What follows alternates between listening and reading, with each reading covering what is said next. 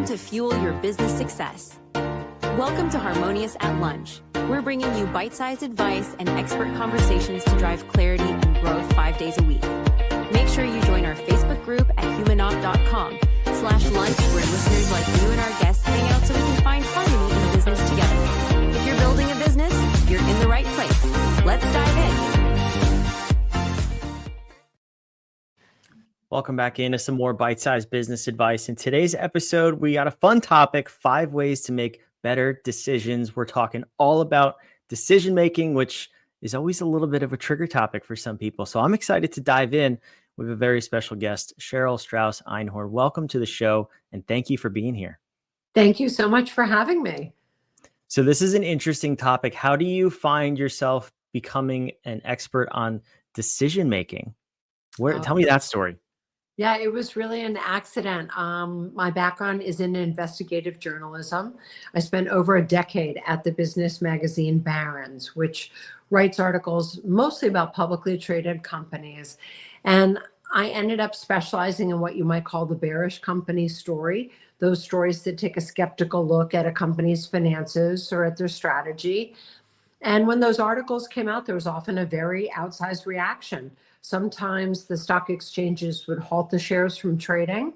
Sometimes regulators would get involved, like the Securities and Exchange Commission, or a company might get raided by the FBI. And for one company where I wrote a series of investigative pieces, the CEO actually ended up being sentenced to 10 years in jail. And although journalism really does celebrate truth to power, this sort of weighed heavily on me, the human toll of these stories, because when you write these kind of stories and there are these outsized reactions, you may be impacting somebody's retirement portfolio, somebody's ability to get up and go to work in the morning, or if you bought the product or the services that the company sold. And I was raising questions about whether or not the company was doing things that maybe they shouldn't. Now maybe you have concern about something. For example, one of the companies actually was the maker of diabetic test kits.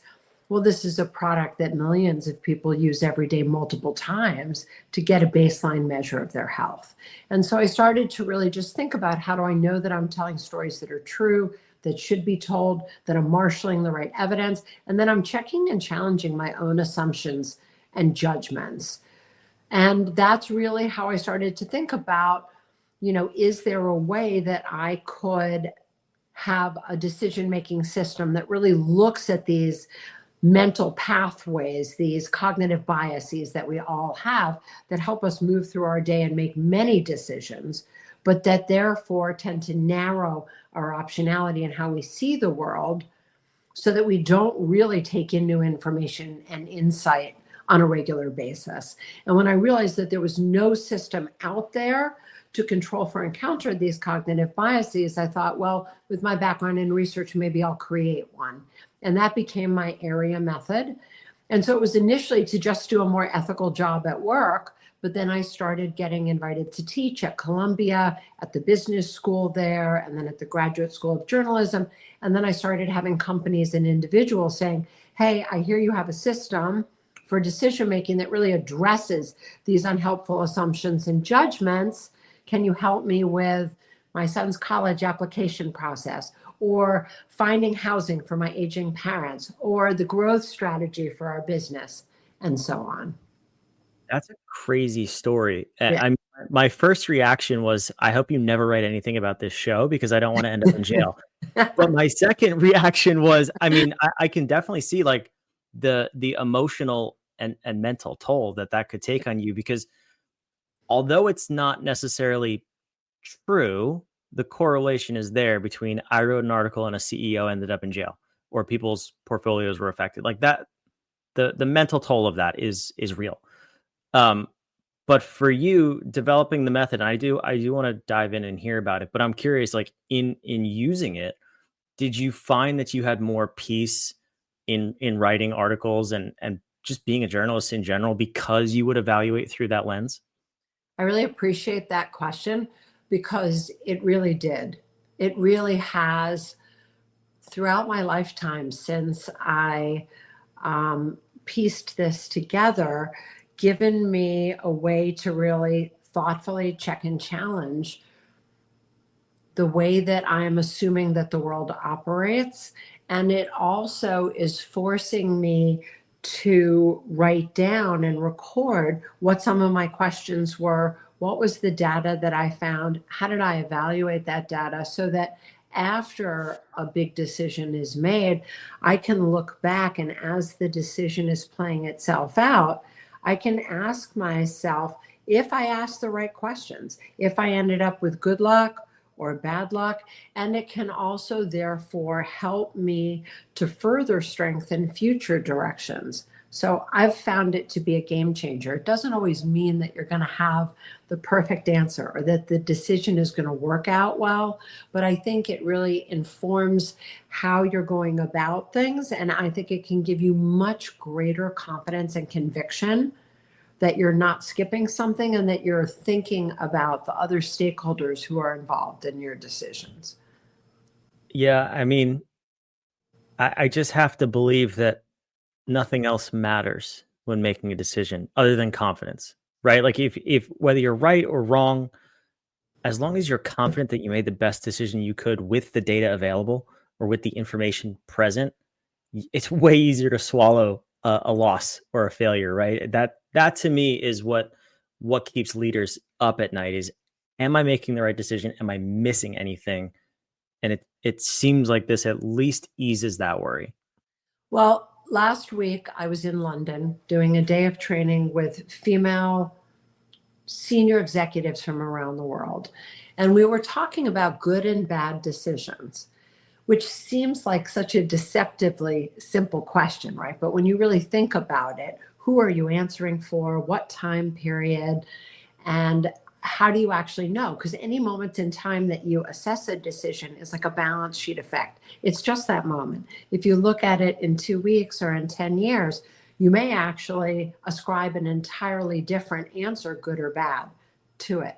And what they all seem to be saying is that it could be a decision with a bad outcome and still be a good decision if, as you pointed out, they felt that they engaged in a thoughtful and inclusive process where they gathered data, they checked and challenged the evidence, they took into account stakeholder perspectives, and so on. I like that. All right. Well, we've wasted enough time on my nonsense. Let's hear about this method. Tell me about it. Give me the overview, and then we can dive into the individual parts. Well, this particular method is called the AREA method, and the AREA is an acronym for the steps of the process that move your work from bias to objectivity. So the A in AREA is absolute information. It's up close on the target of your decision. So say you are thinking about expanding your business, it might be the actual growth pathways. The two different pathways that you're evaluating might be the absolute target, and you'd be saying to yourself, what is each of these pathways? What does it entail? Then the R is relative information. Those are sources related to the target, but not from it. And in this step of the process, you're really thinking about the context, the ecosystem, the environment that the decision operates in. So if you're looking at relative information related to your two different growth options, you might say, well, how have competitors handled this? Is there an industry map that I can see? What types of customers have they ended up with? What's worked in this area and what hasn't? So it's information from a context, from experts, and so on. Then the E is actually exploration and exploitation. I call them the twin engines of creativity. Exploration, you get beyond document-based sources to interview people, identify good prospects, ask them great questions. That gives you the interview quality. And so from there, you'd be able to say, okay, I've read about the opportunities. I've read about how they operate in the ecosystem where they are, but how does it actually work on a day-to-day basis and in the ground?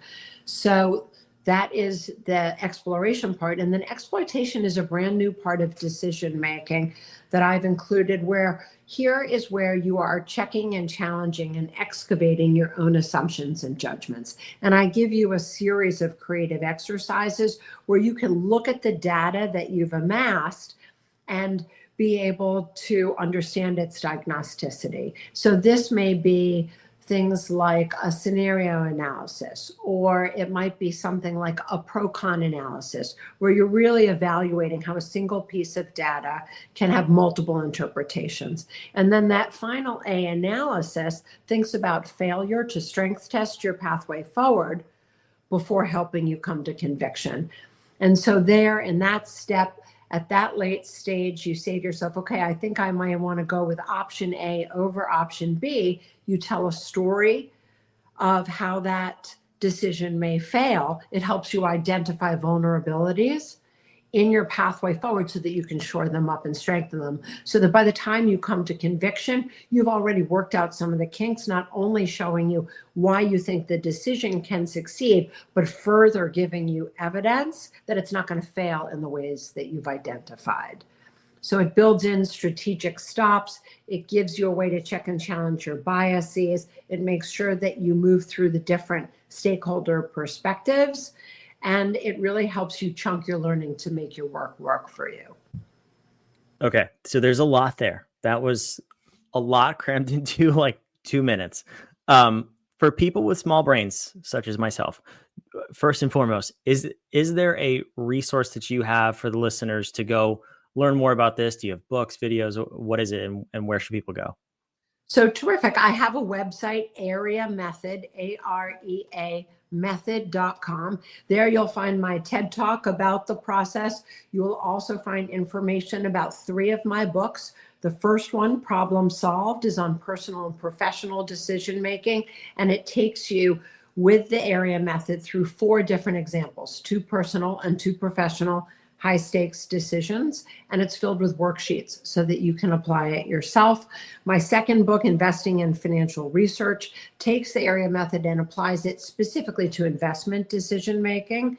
My third book, Problem Solver, is on my new research that there's 5 dominant ways that people approach decisions, and really shows you why, when you use a decision-making system, or really any knowledge system, why do you enter into it the way you do? What information do you tend to value? How much information? How much conviction and confidence do you have that you can identify your next steps? And so on. And then I have a new book that hopefully will come out later this year that's on artificial intelligence and decision making. That's awesome. The 5 different, what was it? The 5 different decision types? It's the problem solver profiles from my book, Problem Solver. Okay. That sounds like a separate episode. As long as you don't hate me, I'd love to have you back and talk just about that. And then when your book's launching, let's have you back again and talk just about AI and decisions, because both of those sound equally fascinating.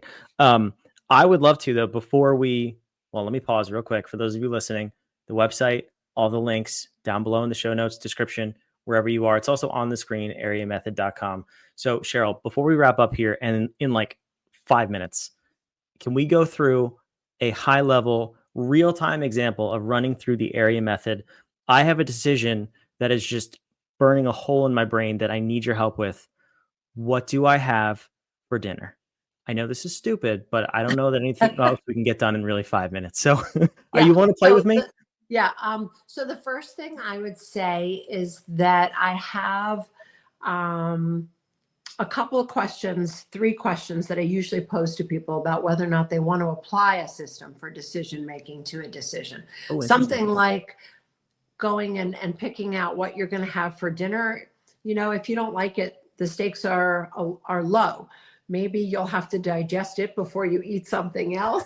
Maybe you'll be out a little bit of money or a little bit of time, but it's not really high stakes. So I define high stakes with 3 questions. The first is the outcome unknown? Is the decision going to have a long-term impact? And is the price of getting that decision wrong going to be costly? If those 3 things exist, I think it's worth taking the time to use a decision-making process. So that's the first thing I would say. Now, if somebody is a diabetic or needs to be gluten-free or has some other problem that makes picking dinner a high stakes decision, you could certainly therefore still try a system like AREA. So do you want to give that a try? I don't want to rain on your parade. I am both of those things, and dinner is still not high stakes. I don't care how you classify it. There's no such thing as high stakes dinner. That's not true. In this case, it's really not high stakes. But I think that's super cool too, because how often do you run into people where they make very low stake or no stake decisions high stakes in their brain? I mean, just that alone, your simple method there to clarify which one it is seems like a game changer for a lot of people. Oh, well, I appreciate that.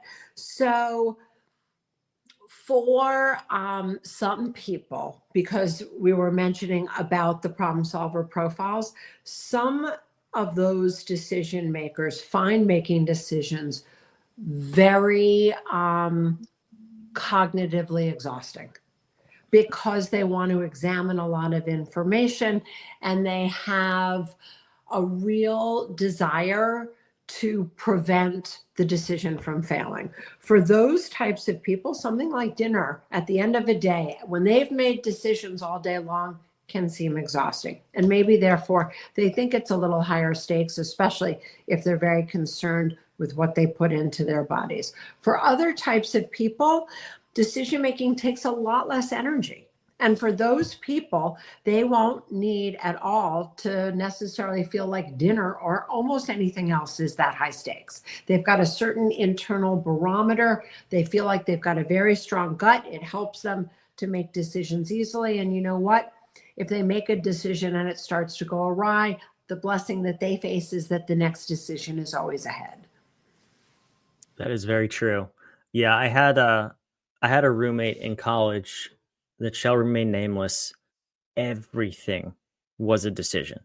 And I mean, like, do I get a fork or a spoon to eat this? Like, I mean, painful. But what you're saying is, and I've seen leaders do this too in consulting with our clients, some things just don't require a lot of time and effort on a decision because the stakes are so low. But here's that's a matter of opinion though, right? So what I would say is there's no one right way to make a decision, but there likely is for you.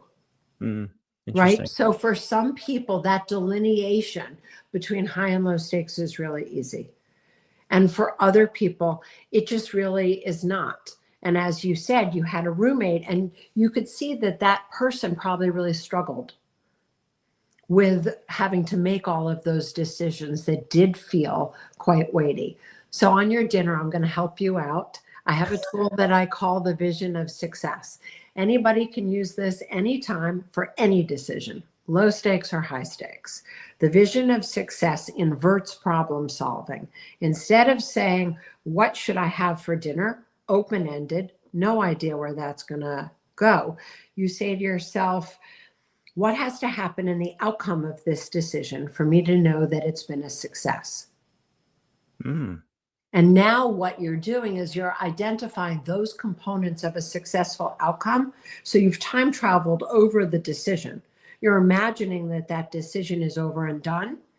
And you are asking yourself to really get clear on what success means for you in that particular instance. Let's get a little meta here for a second. Is that a decision to determine what success looks like? It is, because generally speaking, there could be 10, 12 different factors that you would love to work out well. But the truth is, when you are ruthless about being able to figure out how to define that vision of success, you realize if this doesn't happen and that doesn't happen, maybe it's up to 3 components, then the decision is going to fail. If you can identify what makes the decision fail, you now know what you really need to solve for success. Got it. I understand. So is this really more of a muscle that needs to be practiced than anything else?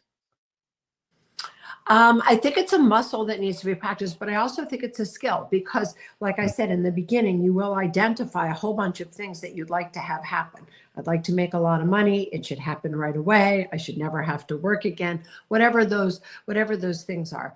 But then when you say to yourself, what are the few factors that if they fail, I'm going to have a decision that's failed, then I think that it becomes much easier. And I think it's a mindset that you have to begin to work at. And I think the more that you use it, the easier it becomes, because it's not natural to invert our problem solving. We generally want to have forward momentum, not turn something upside down. Yeah, I love that. I mean, that and the tip of identifying high stakes versus low stakes, I think are great also in alignment with the area method. So for those of you watching, listening, again, all of that's down below in the show notes. Go check out Cheryl's website and learn more. Apply this to your business.